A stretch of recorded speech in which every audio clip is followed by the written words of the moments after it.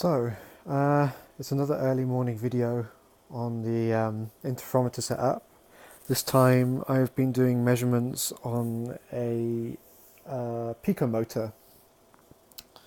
I forget who they're made by. Are they 4 Labs? I feel like it's 4 Labs. Newfocus. This is a Newfocus picomotor. And they come in 2 models. There's like a small version and a big one. The bigger one has a high resolution, so it should be a 30 nanometer resolution on this this picomotor. They use a piezo stack, but they use it to push a lead screw effectively, and then drive the stage. So I've been wanting to do some measurements on this to just understand. So the picomotor is hooked up to a Z stage, and I want to understand how stable the Z stage is. This is on an anti-vibration table, but the anti-vibration table isn't up. And yeah, so I thought I'd do a first crack at this.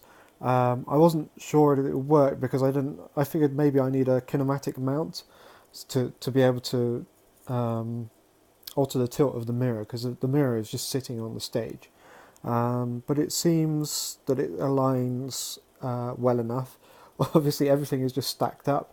I figured the stability of the receiver is not terribly critical, so it's actually, you can see it's sitting on a plastic box and it's just piled off on another interferometer and another stage, and it's just a mess.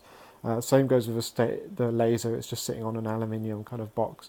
So I figure the stability of the laser and the receiver isn't too important, but the stability of the interferometer block in relation to what you're measuring is probably important.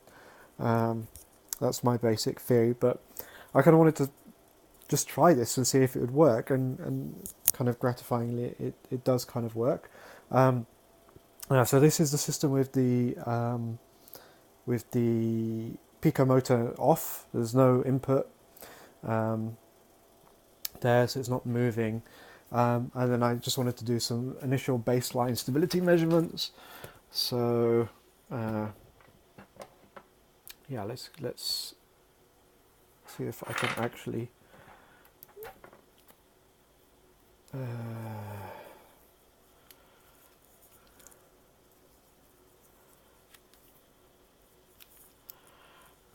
actually stand this up properly so you can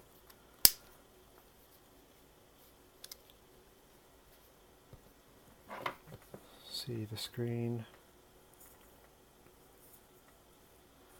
Okay, so this is with the system off, and actually I was getting drift of on the order of 100 nanometers before, but it seems to have settled down now, and the drift you can see is actually seems to be pretty low, on the order of a few tens of nanometers. So that's okay. There's some noise in the system. I'm gonna have to think about that. That looks okay to me. That looks like I should be able to, because this is for a probe microscope system, and you want to be within nanometers of the surface, and I feel like I should be able to compensate for this level of drift, but we shall see. I'll also like to do these tests with the anti-vibration table up, so maybe I'll try those a little bit later and post another video. But that's all looking good. So then let's turn on. So this is with the picomotor on, and it's currently going at 2 Hertz. And the steps are not very clear, but you can see that it is generally trending up. And I think this is a step basically. So it's on the order of 4, 5, 6, or 20, 30 nanometers, I believe. So now you can see the steps a little bit more clearly. Let's actually put the range down to 100 nanometers, reset the display, and see if we can actually see them. So okay, so this is 0 displacement, and then So that's 100 nanometers. So half a square is 20 nanometers. So let's reset that. And it looks like it is just moving just over half a square, but it does have significant spikes. So I think it kind of it kind of spikes up and then it moves back. So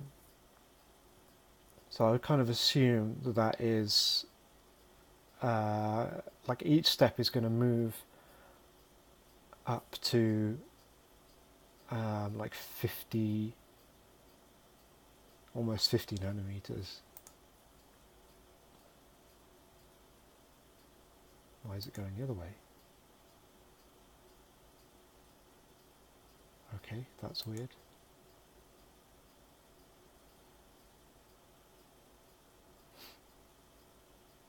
It kind of looked like it was going the other way there for a second. So I'm a bit freaked out by that. Right, okay, let's try and put the frequency up a bit and we can see more clearly. Whoa, it's gone all crazy. Right, so now I've knocked the measurement. Feels like maybe, I'm not sure what speed of deflections this system can cope with. But the measurement frequency is kind of important, so you should be seeing something here. And I'm not really seeing anything there. So I think what's happened is I've just by touching this cable I can knock it out of alignment. Let's see if I can get the alignment back.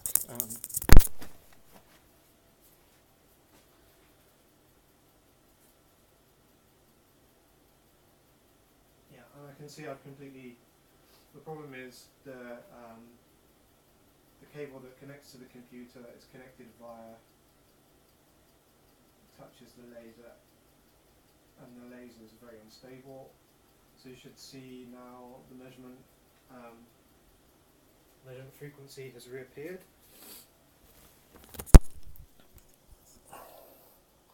So I just knocked the cable. But yeah, and it takes a while to reset this display. But now you can see it's moving a lot faster. I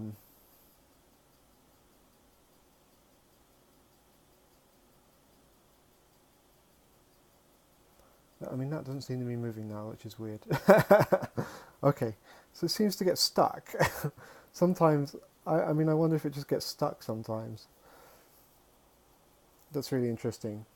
Okay, so now what I'm going to do is I'm going to go back to the rig again and I'm going to reverse the direction just so you can see that the direction reverses. And this is now at 5 hertz. So let's push it up. Let's go up to 10 hertz, see if that will still work.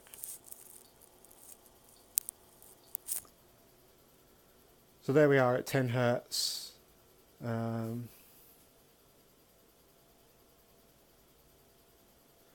So it seems to take about 6 seconds. 6 seconds, do you think, to move a micron? Maybe when I'm watching this back, I can work that out. But okay, I'm going to go and I'm going to reverse the direction so you can see the direction going back and forth.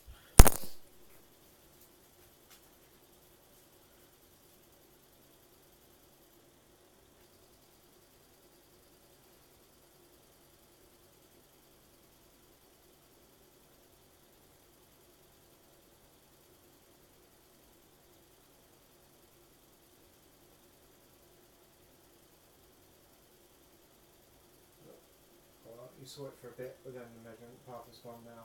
That was the reverse direction. I don't know why this happens so often, but possibly my alignment is not very good. Doing the alignment this time seemed to be a lot easier. I guess everything is kind of at right angles to each other, but like I said, I didn't have to alter the tilt of the mirror that was sitting on the stage, so the alignment seems kind of fiddly, but not, you don't need to get it absolutely perfect, and it will only, I think it only basically captures the interfering beams.